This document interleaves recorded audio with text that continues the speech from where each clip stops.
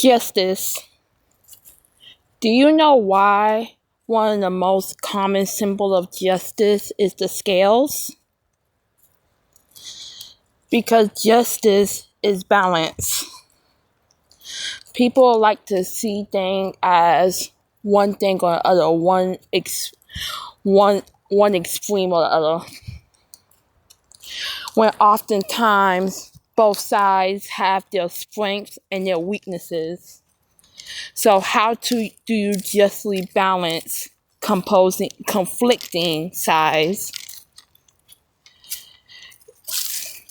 It's not about an all or nothing or zero-sum game, as some people like to think.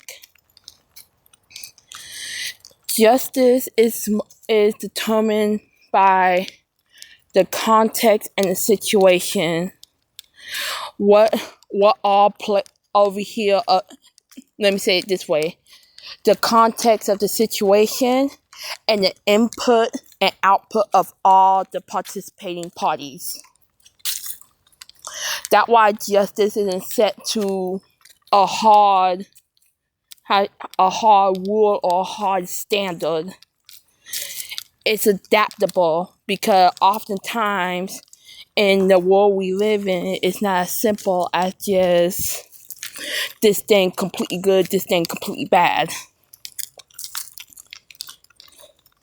Having justice that is wicked ends up condemning a lot of innocent people.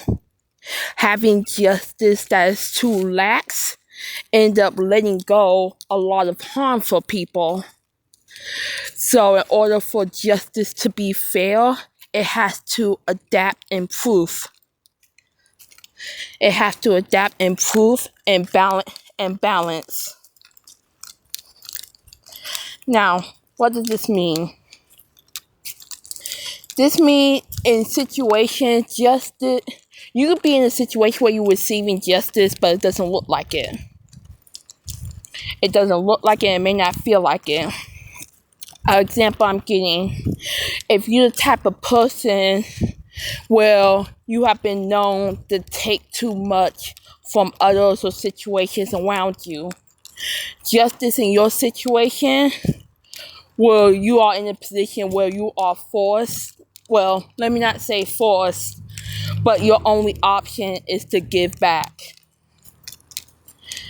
Vice versa.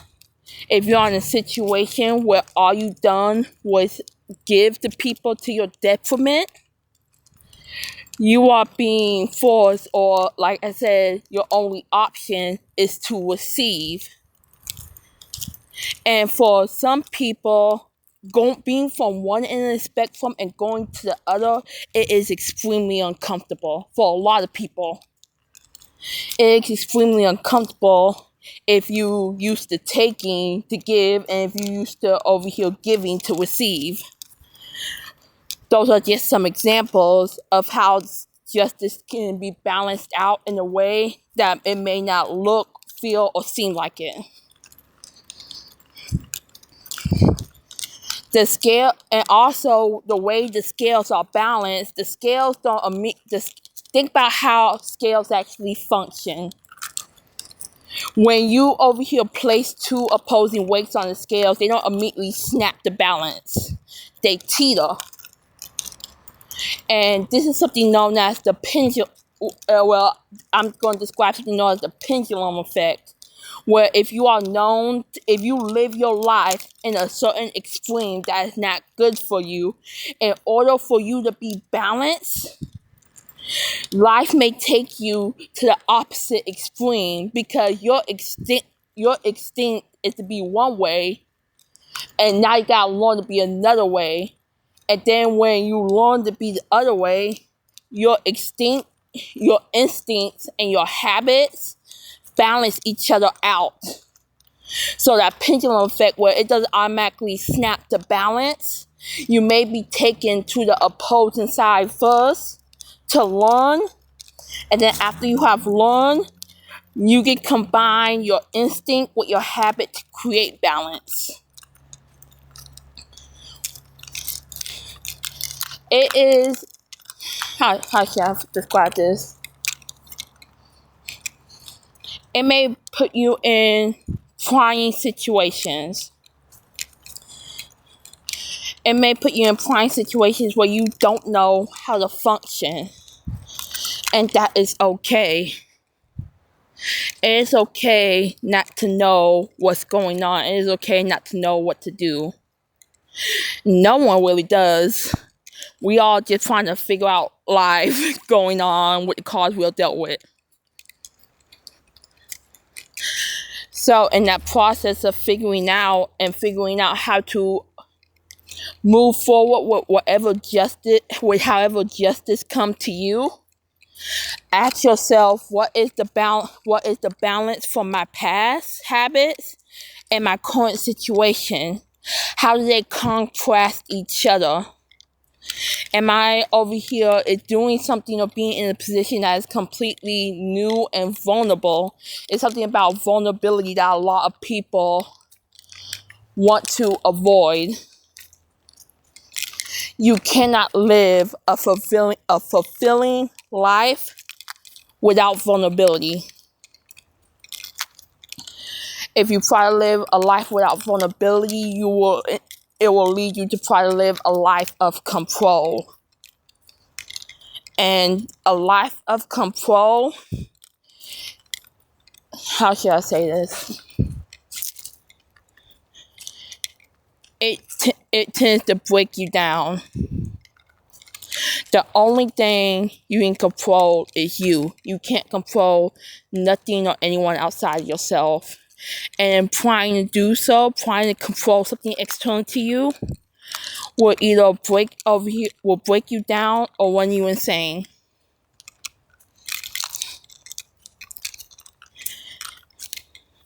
You have to learn how to balance what is life showing you that you need to balance. What areas of your life that are difficult now, and think about how they have changed and how they have adjusted. Or for some people, how they currently are changing and how they currently are adjusting. See the patterns of balance in your life. Do you notice the pendulum effect, where you used to be one way and now you find yourself on the other opposite end? It's trying to tell you something about the way you have been living, the way you have been functioning. Because living on either extreme is not healthy, it's not functional. Over here, both extremes are the same thing, different styles. And that goes for any extreme. Whether it is an extreme of, how should I say? No, that's too, I'm not gonna say that. Let me say it like this. Whether it is extreme of control or extreme of chaos, too much control leads to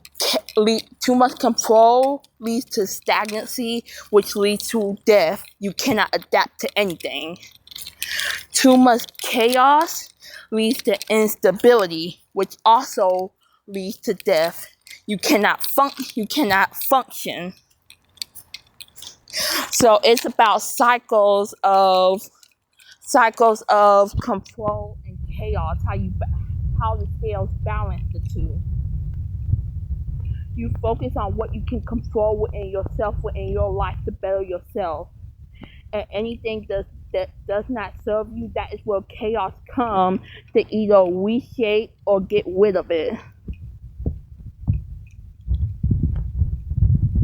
I need y'all to hear me when I understand that, because both control and chaos, neither are good and evil. They both have their own purpose, and they both here comes to help. It's really important you realize that it's not happening to you, it's happening for you. And I'll be honest, me myself, even I have times where that concepts feel hard to grasp.